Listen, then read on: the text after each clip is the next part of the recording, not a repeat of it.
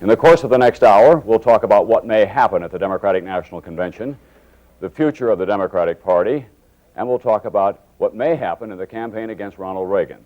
We'll also take a moment to reflect on personally what it's like to run for President of the United States, a distinct honor, but a demanding one. Now, by draw, the first question goes to the Reverend Jesse Jackson. Reverend Jesse Jackson, after first saying that you were on his list of vice presidential candidates, Senator Gary Hart says now that he can't consider you until you change your views on the Middle East. He made that observation, it is widely reported, after getting a fair amount of pressure from the Jewish community in Los Angeles and after Nathan Perlmutter, the executive director of B'nai B'rith Anti-Defamation League, said that you were an anti-Semite. Are you prepared to change your views on the Middle East, or do you think that you have been treated unfairly? First of all, it's a bit presumptuous of Gary Hart to have suggested I would be on his list in the first place when he's not really eligible to have a list, number one. Number two, Gary Hart, without discussing this matter with me at all, suggested my name, which was a kind of appeal to black voters. And then, of course, upon meeting with Perlmutter and that group in Los Angeles, he then dropped me from the mythological list. And what Gary will learn in time is that when you are in the middle of the road, you get hit by cars from both sides. So Gary ought to take a principled position on that matter. I'm prepared to fight for a comprehensive Middle East peace plan with a commitment to protect our national interests. Senator Hart, what's wrong with Reverend Jesse Jackson's views on the Middle East, and do you think that he's an anti-Semite? I am not in a position to put myself inside Reverend Jackson's head or mind or indeed anyone else in this race or outside this race, and I'm not going to hurl charges or categories that certainly Reverend Jackson, for whom I have great respect. Reverend Jackson and I, indeed I think Reverend Jackson and the mainstream of the Democratic Party disagree about what our policy in the Middle East ought to be. I have consistently for 10 years in the United States Senate stood up for and spoken out on behalf of a strong United States and Israel alliance in the interest of United States national security and democratic ideals and principles. I would not recognize the PLO or negotiate with them directly or call for a Palestinian state prejudging negotiations on that issue, and I certainly would not embrace Yasser Arafat. We have differences on this matter. I didn't meet with any group after mentioning Mr. Jackson's name. Mr. Jackson has earned the right in this process to be considered one of the leaders of our party and thereby be considered for national office. It wasn't presumptuous of anyone to say that. But he and I both know that no two people can be on a ticket with each other if they fundamentally disagree on a policy like the Middle East, or for that matter on defense spending as well. Mr. Mondale, would you take Jesse Jackson as your running mate?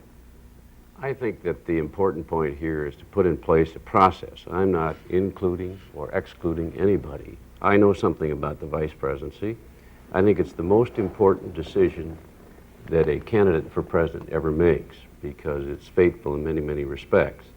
And I'm going to wait until the nominating process is over, and then I'm going to put in place a search. I promise to look for women candidates. I promise to look at minority candidates. I promise to look across the board and pick the best possible person I can find.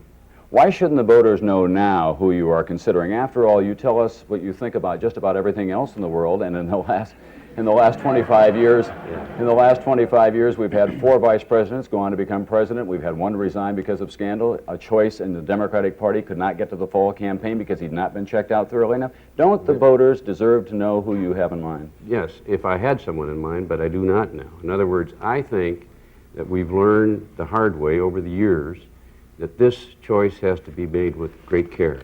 We have to look into the backgrounds of each candidate. We have to look at compatibility with issues. We have to look at their ability to share part of the burden of a president, both internationally and domestically. I've been vice president, and I think one of the things that people credit President Carter with is once he was the putative nominee, he looked all over the country. He checked all possibilities. In all humility, I thought he came up with a wonderful choice. Tom, I think that the fundamental issue is not who will be chosen as vice president. In the Middle East, we have too many interests and too few friends. There are 22 nations in the Middle East, 110 million people. America has a moral, a political, economic, geopolitical, and military interests in the Middle East. For example, this past week, Iran and Iraq have been fighting each other. Because we're not communicating adequately with either, we could not convene them and use the America's sphere of influence. So since we could not talk and could not act directly, we could only act in this instance through Saudi Arabia, which put us in a posture of further militarizing the region. The proper position to take is A, we support Israel by providing security and aid and trade. The other way to support Israel is to get Israel's enemies to stop being her enemies. That means having leadership that's bold enough and courageous enough to meet with all forces. Had not Carter been courageous enough to convene a Sadat and a Begin, you could never have a Camp David. Reagan is not built upon the Camp David Accords, and the president, a lot of Democratic candidates want to reinforce essentially a one-nation alliance on a 22-nation arrangement. Do you think within the Democratic Party, Reverend Jackson, that Israeli concerns and the concerns of the Jewish community in America somehow get a disproportionate amount of attention? Well, they do. For example, in these debates, from our way around to California, we've not discussed, for example, Filipino policy. There are more than 1 million Filipinos in the state who are driven out essentially because of Marcos. And there we're trading off their human rights for military rights. We have discussed foreign policy issue after issue, never quite got around to Asian policy. 1/2 of all human beings on earth are Asian.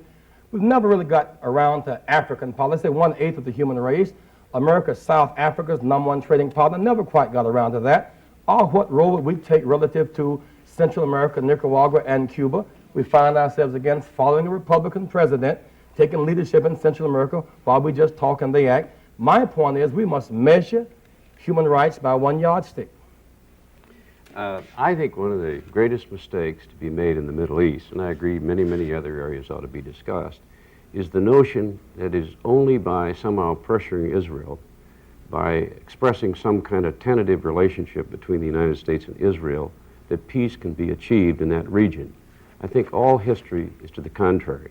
I think we should have a strong strategic cooperation relationship with Israel. I think we ought to make it clear that she's our friend and we're going to stick with her. And I make this point because I went through the Camp David process. I was a participant in the Egyptian-Israeli peace treaty talks. And it was only when it was clear that the United States was unequivocally supporting Israel and that the Arab neighbors had to make their peace with that permanent nation that finally President Sadat, one of the great leaders of our time, had the courage to sit down and by that one act accept the existence of Israel and work out this magnificent agreement that brought about peace between those two countries. What we need now is another and more leaders of nations in that region who demonstrate the courage of Sadat and will sit down and negotiate. The history shows that when they do, Israel will negotiate, she will make concessions. She kept every agreement she made in the Egyptian-Israeli peace treaty ahead of schedule, and much of it Israel completed after Sadat had been assassinated, I think, because he agreed with Israel. Senator Hart, let me ask you whether you agree with Reverend Jackson that Israeli concerns get too much attention. No, they don't. The Middle East, broadly defined, is the most unstable and one of the most critical areas on earth.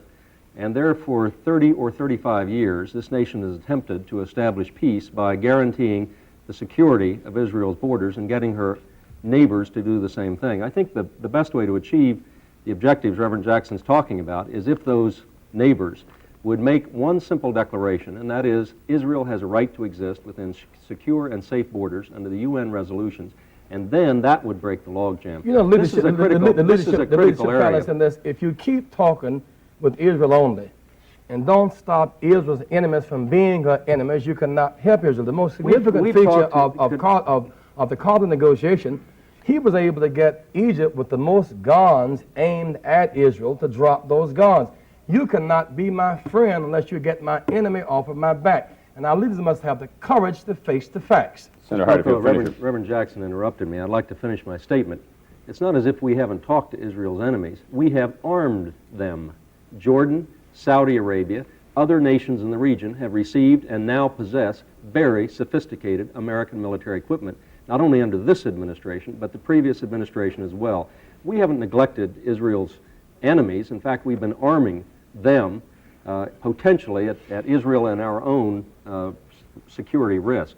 So I don't think we can charge here that we haven't talked to Israel's enemies. We're going to work our way back to international affairs in just a few moments, but we worked out fairly carefully with your representatives over a protracted period of time the direction in which we would go today. And as I guessed, we kind of fell off the track there for a moment, but we'll get back to it. Let's talk about the Democratic National Convention. Oliver Hinkle, who was a manager of the Gary Hart campaign, says about Jesse Jackson, we've been doing a lot of dealing at the convention level to strengthen his standing and ours. Arnold Pickney from your campaign says right now Mondale is playing hardball with our delegates, and it's not in his best interest. Then you said that Mondale and Hart are tampering with your delegates. What's going on here? I mean, have you made a deal with Gary Hart or not, Reverend Jackson? I'm a little confused. Well, first of all, you know, Hart and Mondale are far closer than they appear in these fights. They have the same law firm here in Los Angeles, for example. They're very close. Both want to raise... Same law firm right here. You're operating out of Chuck Manette's law firm right here in Los Angeles.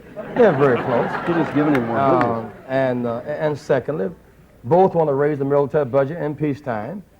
Neither has put forth a real program to enforce the voting rights. They have a lot in common. But have you made a deal with Gary Hart about delegates? No, the point is we have no permanent friends or enemies, just permanent interests. Our commitment is to expand our party, and that happens to be on the case of expanding the party, but there's a relationship between popular votes and delegates. Gary and I have the same position. Mr. Mondale and the labor forces worked out some scheme that made it difficult for a long shot to win.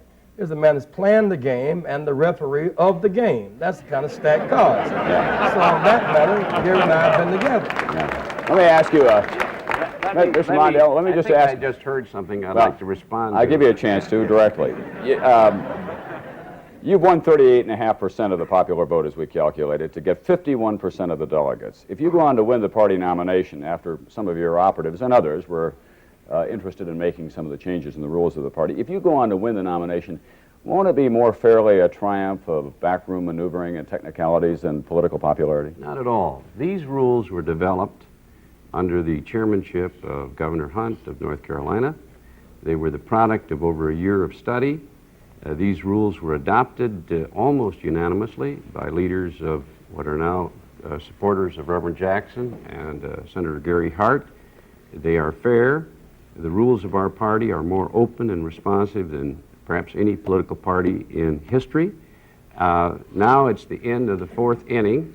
They're 21-0 behind, and they say, well, some of us got more first down than others, therefore let us win. You said you're a little confused by what happened. You shouldn't be, because this has been going on for over 100 years.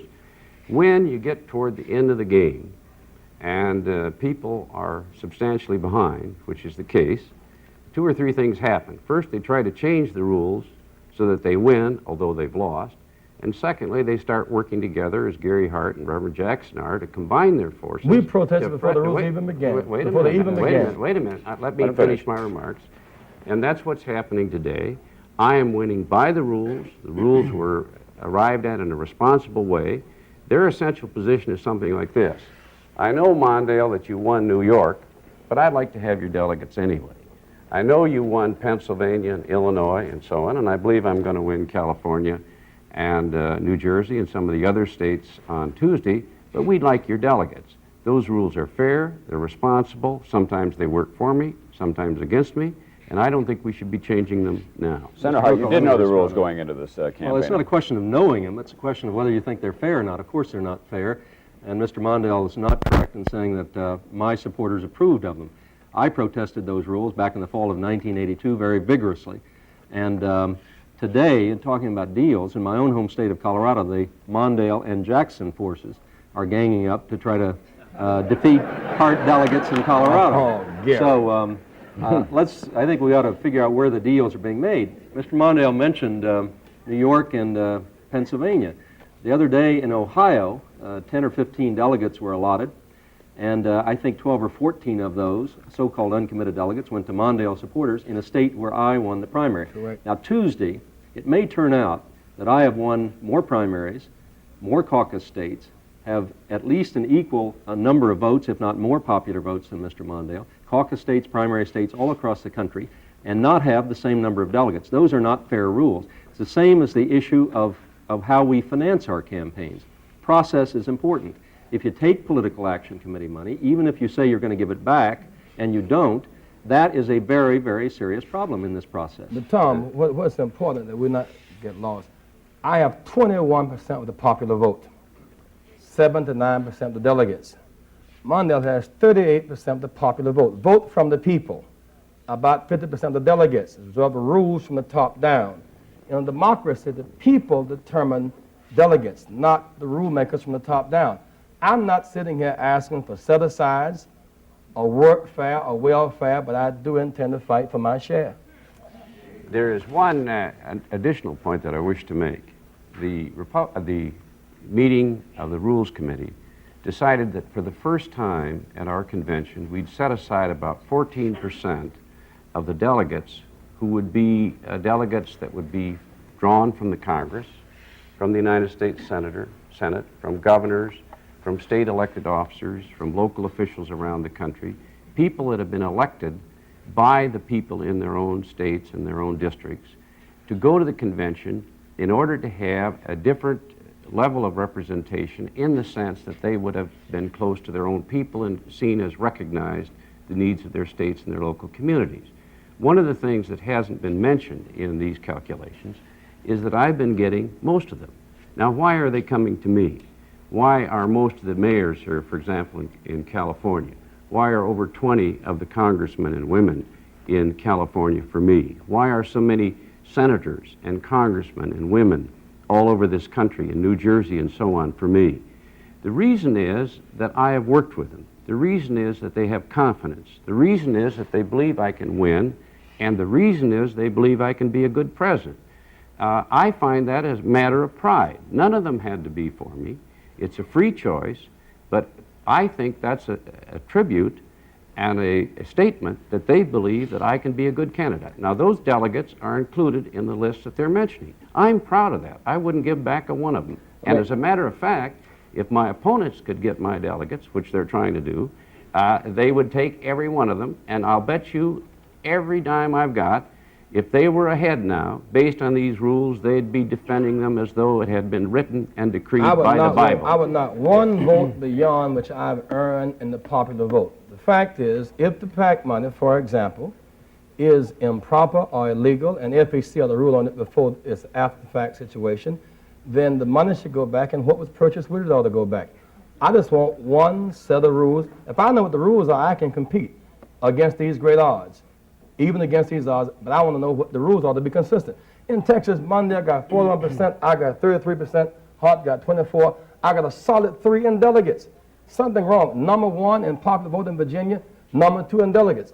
In Vermont, 15% of the popular vote, no delegates. Something wrong about that. Let me ask Senator Hart, who's been making a lot of charges about the so-called tainted delegates of Mr. Mondale. You've danced right up to the call for an investigation. Would you be willing tonight to say that you think that the Justice Department ought to make a formal investigation of this? No, Mr. Brokaw, I haven't danced up to anything. What we did was file a formal complaint with the Federal Election Commission, questioning the legality of the $500,000 to $1 million of Political Action Committee funds, which Mr. Mondale said that he was going to give back and hasn't. Now, that is a cloud over this process. It has to be resolved before our convention. If it isn't, we know that a Justice Department in the Reagan administration, politicized as it is, will make that an issue in a general election race if Mr. Mondale were to get the nomination.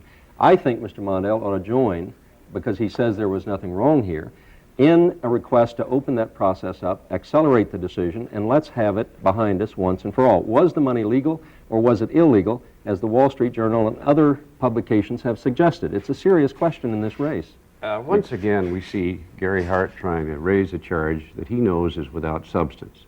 These local committees are authorized by the Federal Election Commission by their rules. Since the issue was raised, I took a host of steps I didn't have to take at all. I have treated the money as though it were received by me, and it wasn't. I have got $400,000, which is all that will be needed, in an escrow account to pay back, even though I don't have to do so. I've gone clear beyond anything that was necessary because I want not just to comply with the law, I want to demonstrate an ethical standard, a sense of personal responsibility that goes beyond what is needed. Now, Gary Hart is leaving a charge here that suggests illegality and criminal behavior. I think he ought to take that back. The other day, there was an editorial. I've never said that. The other day, well, you have said that. No, The I other haven't. day, there was an editorial in the Washington Post saying just what I've said, that to go beyond here and suggest anything other than ethical behavior goes beyond the bounds of propriety. Do you want to look him in the eye and say that you didn't accuse him of criminal activity? He knows I didn't. Did you not suggest a possible judicial investigation? I said that the Reagan Justice Department would be very Well, likely... now, what do you think that suggests? Well, Over parking? Mr. Tom. Well, let's try to get this resolved. Mr. Mondale You think knows. that's over parking or something? Mr. Mondale knows. Mr. Mondale knows that the law, the Federal Election Commission laws, and it wasn't my suggestion that this money was illegal. It was other unbiased, neutral journals and investigators in this country, has the obligation to carry out the federal election laws of this country. Those are civil laws as well as criminal. I never said anything about criminal. I want to move on if I can. I want, gentlemen. if this FEC was- must move hastily and rule. What's at stake, in my judgment, without getting into your domain, under this repressive I have no regime- domain here, I think. Well, I am concerned that in all of this, this rat-a-tat about, and FEC should move and move quickly. We are trapped with people in public housing, some paying $750 a month to live in a housing project. 8 million more people in poverty, 3 million children, now 15% of our nation. People standing in food lines and getting cheese and butter once every 4 months. The misery index is on the rise. The danger index in Central America is on the rise. Let's get to the heart of this All right, matter. wait, I'm trying to, Reverend Jackson. Yes. Believe me, trust me, I'm trying to. Give me the names of two people that you would have in a Jackson cabinet or as your principal advisors, and who would you name as the Attorney General should you be elected President of the United States? I do not know. I do not want to project such names at this time. But don't you think the voters deserve to know who you would surround yourself with? Well, they do, but they do not deserve to see it come out of a process this instantaneous. It should be a thorough, thought-out proposition. There's a Yeah. broad base of people. What I would do, which has not been done before, I would give much more consideration to women and to Hispanics and blacks, folks who've been locked out the process. There are Asian Americans and there are Arab Americans and others who've never been considered, who ought to be considered, in a pool from which those names should come. Let me ask you, Mr. Mondale, former presidents have complained that they're not very often consulted these days. Would you consult with Jimmy Carter regularly if you were elected president? I would, and I would consult with all past presidents who wanted to be consulted. Let me just comment on this cabinet thing, because I agree with Reverend Jackson. I don't think we ought to be picking a cabinet right now. One of the things I think I would bring in terms of strength of the presidency is that I've been there. I know how a cabinet works. I know how important it is to pick them so they can work together. I know about the sub-cabinet and the rest. And I think a cabinet has to be picked with great care under circumstances when you have time to do so, to pick the people that implement your views and your policies, because if you make a mistake there in the basic structure of personnel from the cabinet on down, if that cabinet does not reflect the whole nation with women and minorities and the rest, that cabinet is going to fail. And the time has to be taken by someone who knows what he's doing so it's done properly. Let me ask you, Senator Hart, we're going to move on to another area now, the fall campaign against Ronald Reagan. When he took office, he promised that he was going to cut taxes and he was going to raise defense spending and he was going to cut the social programs. Now, nearly 4 years later, unemployment is 7.5%. The inflation rate is down to about 5%. There's a boom in the housing industry. American automobile companies, which were on their knees 3 years ago, now are having record years. You said that you would fix the economy. Don't you think there's a possibility that if you went before the American public, they would say to you in turn, if it ain't broke, don't fix it, Senator? Mr. Brokaw, I have said before, and I strongly believe, everyone, almost everyone in the six-figure income bracket who is not worried about the nuclear arms race or the pollution of our environment, who doesn't have a 17 or 18-year-old son, and really doesn't care about those who are poor, those who are hungry, and there are hundreds of thousands of both, or the elderly who don't have enough to live on, ought to vote for Ronald Reagan every chance they get, because he has helped them out enormously. Now, I happen to believe that that category of people is a very small category, particularly if you add on the category of owning blocks of stock in big defense contractors. That is Ronald Reagan's vote. I don't think we're going to get it. But there are black people who have been discriminated against and Hispanic Americans. This president has turned his back on equal rights for women. He has not cleaned up one of the toxic waste dumps that plague a very progressive state in New Jersey. He has not ended the arms race. He has accelerated the nuclear arms race. And as the parent of an 18-year-old son, he scares me to death in terms of my son's safety in Central America, the Persian Gulf, or elsewhere. Those are the issues. A runaway nuclear arms race, a $200 billion annual deficit that is a mortgage against my children's future, runaway pollution, selling off our environment to the highest bidder, turning his back on equal rights and civil rights. There is so much to run against this president on. I can't wait. All right, let me ask you, Senator.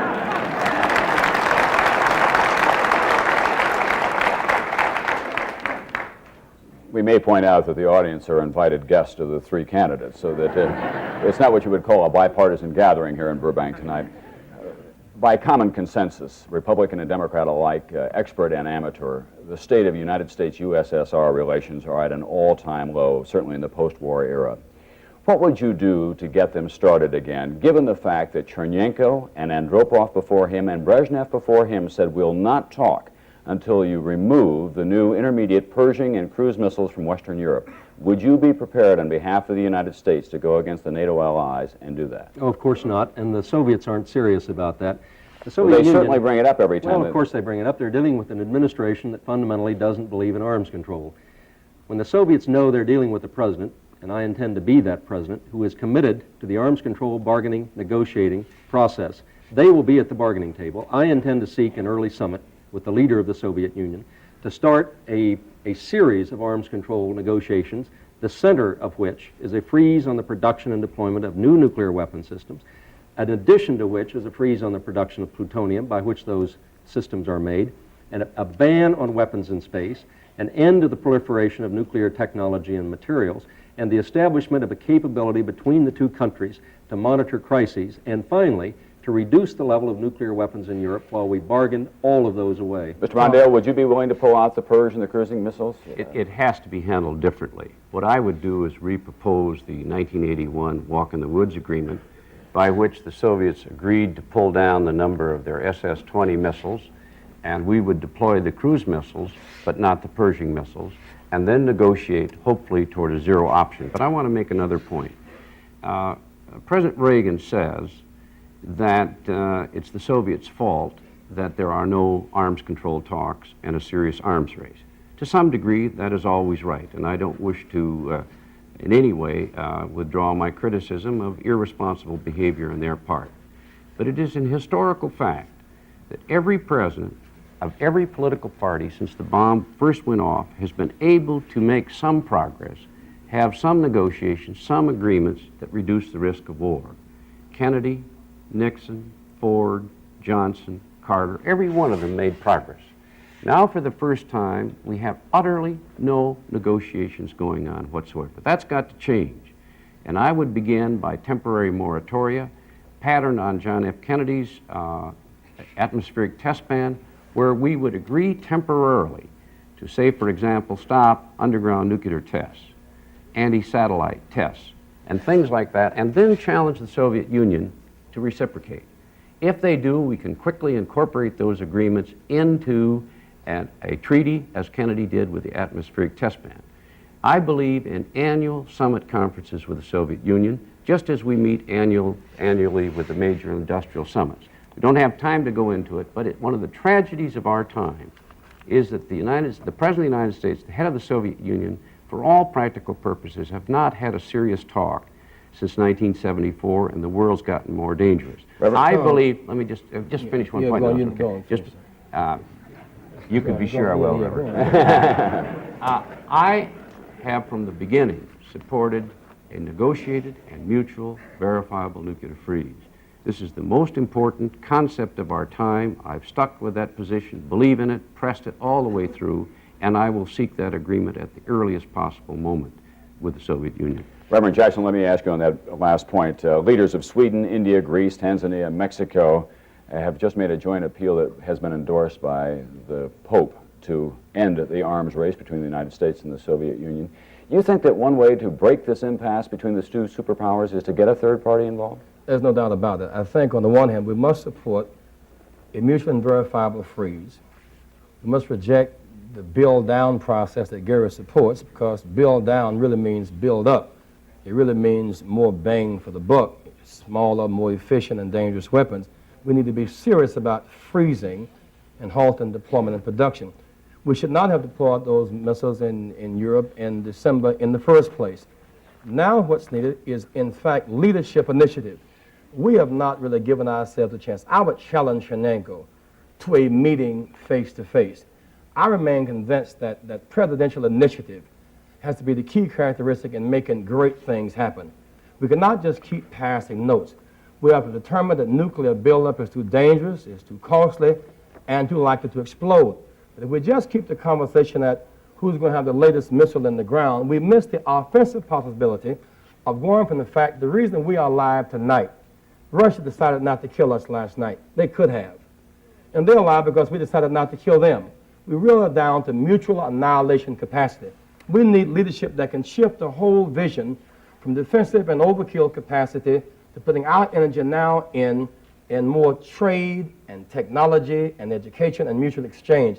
And the more we relate offensively, the less anxious we are and the less likely we are to be involved in a defensive posture. We must make decisions, the leadership initiative, the day before, so that will not be a day after. Senator Hart, do you think that the Soviet Union is the major international threat to the United States in the 1980s? I certainly agree with the analysis of President Kennedy when he said that we were involved in a long twilight struggle between the East and the West. Unlike President Reagan, however, I see that struggle as political and ideological and not military. I think so long as both sides have the power to destroy each other, and we do, that represents a threat. I think that threat, if it comes, will happen by accident or miscalculation and not on purpose. We cannot continue to build up these levels of weapons, and the build down was designed to reduce sharply those levels of weapons, and expect someone, sometime, not to use one of those, particularly in a period of crisis. What really worries me about Ronald Reagan is a second term in which he will have no accountability to the American people. Crisis will occur, as with the Korean airline incident, and somebody is going to make a mistake and start World War III by accident. Now that is something we ought to be focused on. You disagree with Senator Hart about the build down? No, I want to make a different point. I do disagree with him on that. I think that the build down is nothing other than a cover for a qualitative arms race where you get rid of old antiquated warheads and replace them with much more dangerous warheads, which is why all of us that support the freeze, practically everyone, is very strongly opposed to it because it's at war with the freeze, and it's why Reagan supports the build down because it gave him the cover for the MX system. I wanted to make a different point that I feel very strongly about. It is not just that the United States ought to sit down and negotiate with the Soviet Union. It is, in my opinion, a regrettable practice in international diplomacy, and I've been at those meetings, that the last thing that happens are serious private conversations in depth over an extended period. In this recent visit that Reagan took to China, it took him a week to get there. I'll bet you there was not more than 45 minutes at the most of serious discussions when you deduct translations.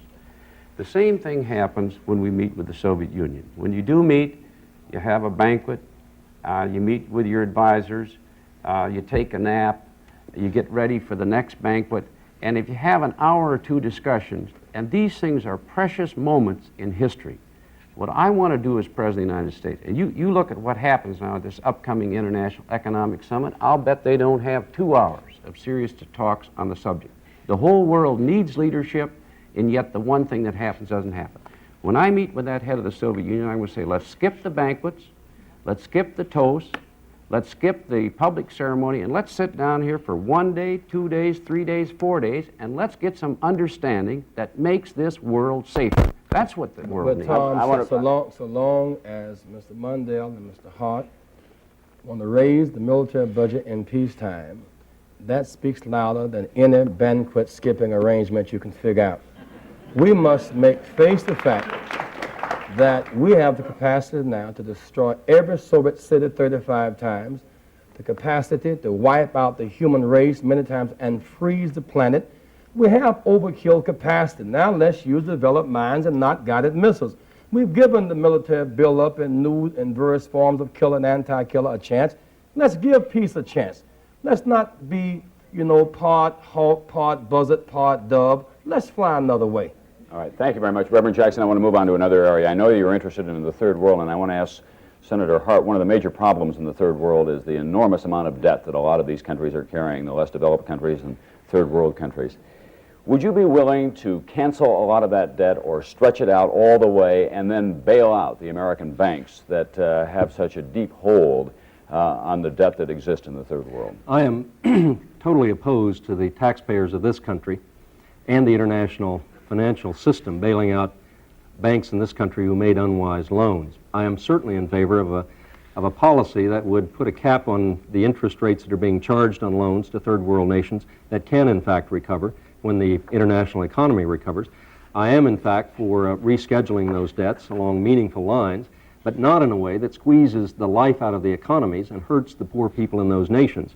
I am in favor of continued American participation in the financial institutions and processes by which we continue to help those emerging third world nations get on their feet. But we will not get them on their feet so long as this nation has $200 billion deficits and attracts foreign capital out of those nations that could be productive and continues the process of driving down the economies of those nations.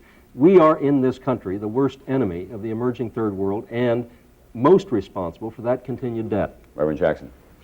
You asked the question in the center of a kind of economic cycle. It is to say that our huge deficit drives up interest rates, which puts the pressure on the third world nations with the gross international debt. When that debt hits those nations and they can't pay it, they are then driven into austerity programs that creates rebellions. The rebellions come, then we send the troops in. That's a kind of cycle.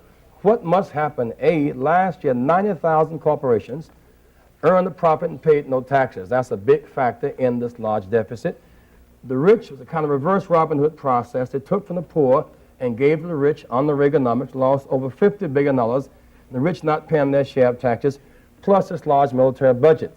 If we face those three facts, corporations paying their share of taxes, the rich paying their share, and wiping out the waste and abuse of the military budget, we can reduce our deficit, which reduces interest rates, which takes the pressure off of third world nations.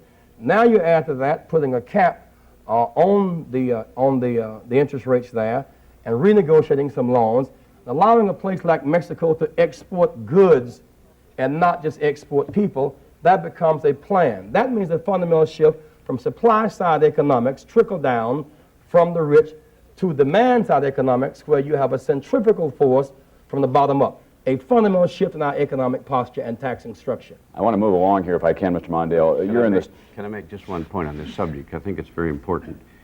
Last week, or the week before, the four finance ministers of the largest countries to our south met and said, in effect, that if we continue these high deficits, there may not be a democracy south of our border within 4 or 5 years. The effect of these massive deficits has been to increase our interest rates, raise by billions the cost of repaying their debt, sucked out capital from those countries that they need for their own production, and it's destabilizing all the newly industrialized countries, and it's one of the most radicalizing influence in the country, in the world. What we need to see is that the preeminent, overwhelming domestic responsibility of this president, which he's totally ignoring, and of this International Economic Summit Conference, which they will not address, is that the United States must get those deficits down so that these third world, newly industrialized countries, our own economy, Western Europe, has a chance to grow in a healthy way without reigniting inflation and high interest rates. It's a disaster. This president refuses to lead. Time is disappearing from us, so I want to take you through some domestic economic questions very quickly if I can. Do you think that most California voters know that you're in favor of domestic content, which means that the cars that are sold here would have to have a certain amount of American-made parts in them, therefore they would cost more in this state where the car is such an important part of the culture and the economy? I have made my position clear, and I don't think it will cost more. As a matter of fact, we are in a crisis now of dreadful proportions. This year we will import about $150 billion more than we export. It'll be a loss of something like 4 million jobs, and those are the best jobs. We are being swamped by foreign imports. The reasons are 3 or 4, and they're complex. One is the effect of these deficits that distort the currency. That's a big chunk of it. 2, the failure to support exports through the Exim Bank. 3, foolish export control policies that shake our confidence as a reliable supplier. And fourth, the failure to have effective trade policies that insist that American workers and businesses and farmers be treated fairly in international competition. We are the last major market left that's largely open in cars, and I want to use that for negotiating purposes so that we can compete on a level table. Senator Hart, let me ask you, would you remove the current import quota from Japan on cars into this country? Let me answer that in the context of responding to Mr. Mondale's position. People want to know what the differences between or among the candidates are.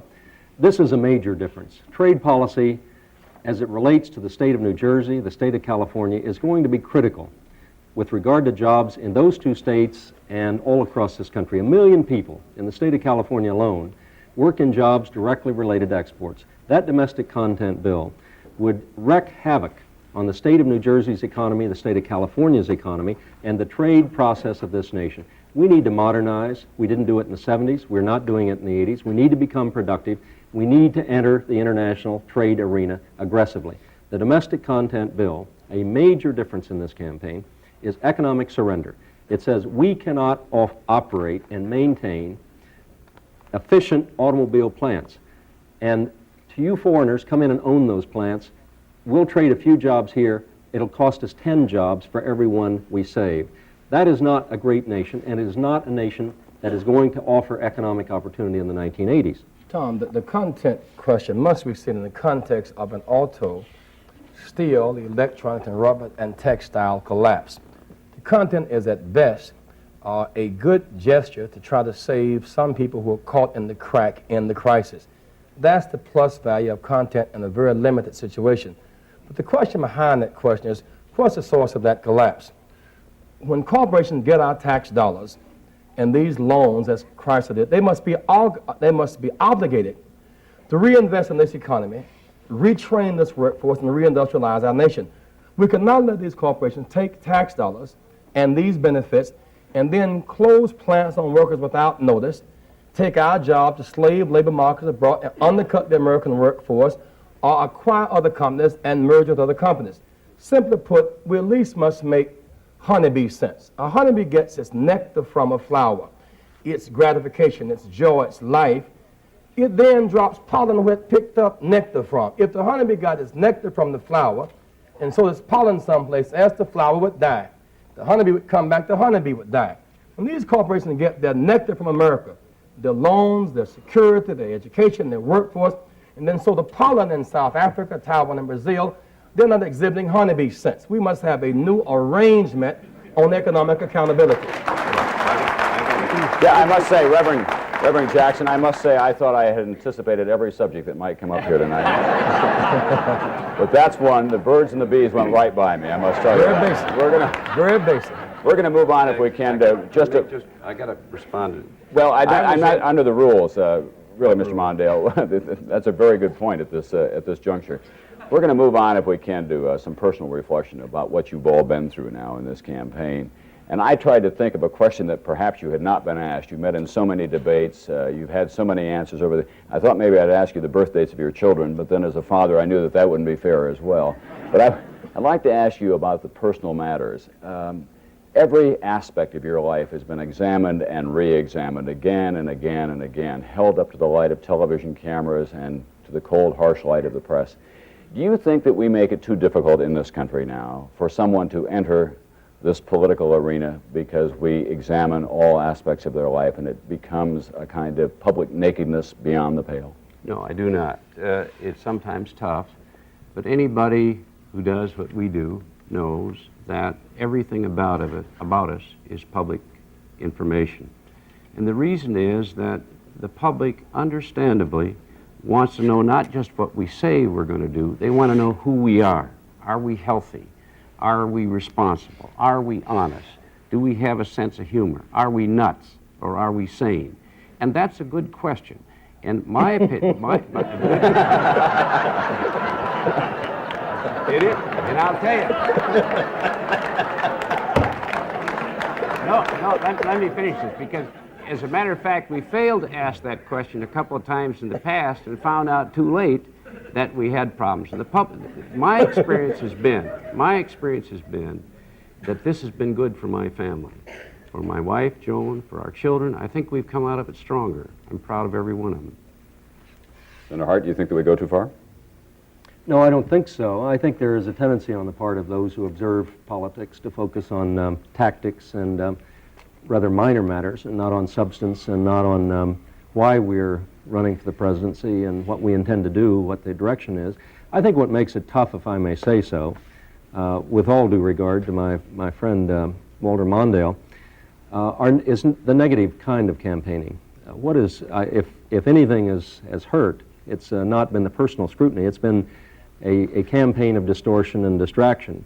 There's an ad, I understand, Mr. Mondale says he hasn't seen his ads, television ads. I can tell him about one that's running in New Jersey now. It has a pistol. We differ over what kind of national gun control laws there ought to be. Mr. Mondale, because of that difference, has an ad in which a pistol rotates towards the viewer, the chamber turns, and the barrel ends up pointed right at the viewer, and strongly suggests that I would needlessly endanger people's safety or their lives. He knows that's not the truth. I'm offended by it. I don't think it's healthy for this process. I think it's part of the reason why 75 million Americans chose not to vote in 1980, and I think something's got to be done about that. I am particularly offended by it, I must say, because that is occurring right today on the anniversary of Robert Kennedy's death. Mr. Mondale knows I am not for irresponsible spreading around of guns. He also knows my record on arms control is as good as his. There's a lady here tonight, Joe Sedita, as there is in New Jersey and Martindale, both key leaders in the freeze movement in their states, who are committed to my candidacy because they know, as other leaders in that movement know, that I'm as committed to arms control as he is. Now, why he would choose... Tom, But why- you asked a question But about I feel so- personal reflection, and Gary personal went, privilege. no, this ain't no privilege. It's just Yes, y'all it is. taking advantage It of my is. I want time. to respond to this. No, man. Y'all are not going to do that to me.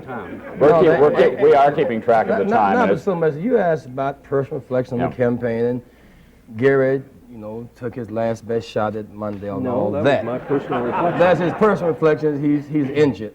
He's personally hurt. You know you're too tough to be hurt by something like that. I have something that's more basic than that. I've been trying to get through my issues too. And there's a contest sometime between candidates' agenda and press agenda. I mean, it's a kind of tension of sorts. You have to learn to live with each other of sorts, but it's tough. And that was reflection the other day came out of barbershop folklore to break some of this tension, and said that Jesse Jackson and the Pope were out in the boat having prayer, as religious people do.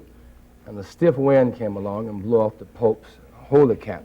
And he reached for it, and he could not get it, and both of us tried to get it with a long fishing stick, and we couldn't. And of course, what happened was Jesse Jackson got up and walked across the water and got the cap, brought it back. The Pope expressed his thanks to me. And the press was in the next boat, and they saw this entire event. Headlines next day: Jesse can't swim.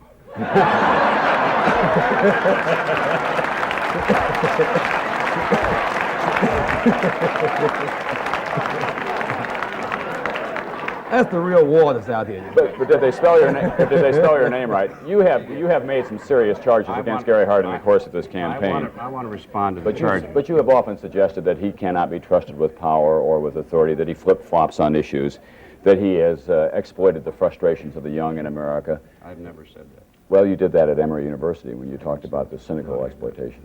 Let me say. But why would you call someone like that a friend if you feel that way about him? First of all, let me say what I think is going on.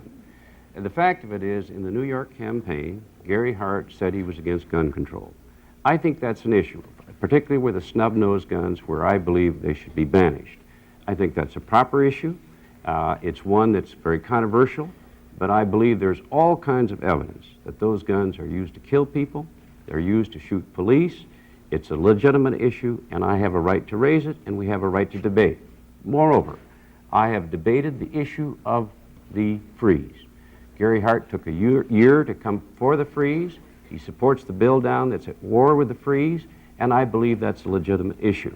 I have talked and debated about real issues. I have never been personal. I don't intend to be personal, but the American people have a right to know what we're for, and then they have a right to see the differences. That's what the debate is all about.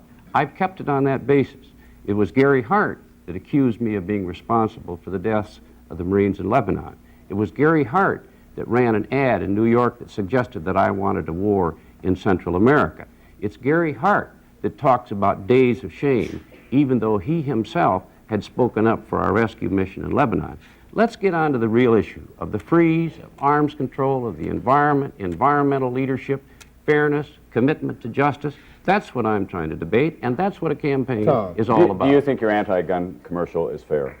It goes to the very issue of control of handguns, correct? It's a fair commercial. I think it is. May I say this? As significant as, see, Gary comes from Colorado. A lot of people hunt animals with guns, and he's an open air type person. In these urban ghettos, often these guns are used to hunt people and not animals. So people have different perspectives. That's a legitimate argument about carrying guns and where. But what's at stake now in terms of the Reagan situation under this administration is going to cut back in energy. People are watching us right now, old people who've had to sit in the dark, in the cold, without light, and dying alone. Children cut off from breakfast and lunch programs. Others with good minds can't go to college. And my struggle is to get us to focus on where Reagan is most vulnerable, an expansion of the misery index engulfing poor people and the danger index affecting everybody. We have to move along here, Reverend Jackson. We have closing statements, 1.5 minutes apiece. By draw, you go first, please. Our challenge in this campaign has been to reach out for the locked out and to bring in new people into the process. Indians, Asians, gays, lesbians, progressives, blacks, whites, the youth, the Hispanics. It's time now to make room for everybody. Not only must we make room, we must empower the poor. That's why schemes to undercut the right to vote or to have it to count, like second primaries, gerrymandering, annexation, at large, these schemes must end. Those old people who represent the odd aspects of our culture must now become the new quilt. The patches, the pieces, the different colors must come together. We then must use our power to redirect the course of our country. When I think about making room for people who are disabled in wheelchairs, we must never forget those of us who walk every day, our strength is apparent and our gifts are therefore, but what our handicaps are concealed. Those in wheelchairs, their handicap or their disability is evident, but their gifts are concealed. Roosevelt, perhaps our most profound president, was elected 4 times in a wheelchair. I would rather have Roosevelt in a wheelchair than Reagan on a horse. We must make room for everybody. So my appeal is, come alive June 5. I represent a live option. I need your support to redirect the course of our nation from a wartime economy to a peacetime economy. Let's put America back to work in the slums and feel good about each other again. Thank you very much. Thank you, Reverend Jackson. Vice President Mondale. I have traveled all over this nation, I think more than almost any other living American, and I've talked to thousands and thousands of people. Wherever you go, no matter who you're talking to, one thing stands out, and that is that the American people want a president who will get us a nuclear freeze, who will reduce the risks of those god-awful weapons, because they know if they're used, there may be no future at all for the human species. And they are right. I remember the night before I was sworn in as vice president, when I was briefed in a highly classified briefing by military leaders and told that I was in the chain of command and that it might be my responsibility if the president were incapacitated, having been called at any time, night or day, and being told that maybe we have 8 minutes or 10 minutes before Soviet missiles will land, and it would then be my choice, a deadly choice, as to whether to fire our weapons. I lived with that every minute for 4 years. And I pledged that if there was anything I could do in my life to prevent that awful moment when that decision would have to be made, I would do it. I've been a part of every arms control fight for over 20 years. I've supported the freeze from the moment. My whole approach as president will be to get arms control, to get a negotiated freeze, to reduce the risk that these god-awful weapons will ever be used. That is the issue of our time. Thank you very much. Mr. Mondale. Senator Hart, you have 1.5 minutes. 4 months ago, on the eve of the New Hampshire primary, the experts, the insiders, the political establishment said that the nomination race was all over, that the people really didn't have a voice or a choice except to ratify the decision made by rules adopted 2 years ago and by those same insiders. But the people had something else on their minds. My candidacy is here in the finals of these primaries in this nomination race because clearly a substantial number of people, I believe a clear majority of our party in this nation, wants new leadership, new directions, and a new vision for this country. And now on the eve of the final primaries, I'm here to ask the people of New Jersey, of California, South Dakota, New Mexico, and West Virginia to make their voices heard. Your choice on Tuesday, 48 hours from now, could well change the course of American history. You can decide whether you want new leadership and a new vision for this country as against or over the old leadership and the failed policies of the past.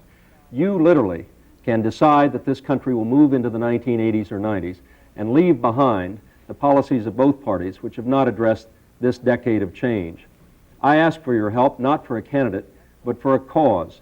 That cause is to open up the governmental process, to end a dangerous, unnecessary nuclear arms race, to clean up this nation's environment, to create the best education system in the world, to give this nation a foreign policy that we can be proud of, and most of all, to move this nation into the future. That is the choice, a choice between this nation's future and a failed past. I think the voters of New Jersey and California, South Dakota, New Mexico, and West Virginia know what choice they want. And I ask for their voice and your help in making this campaign possible. Senator Hart, thank you very much.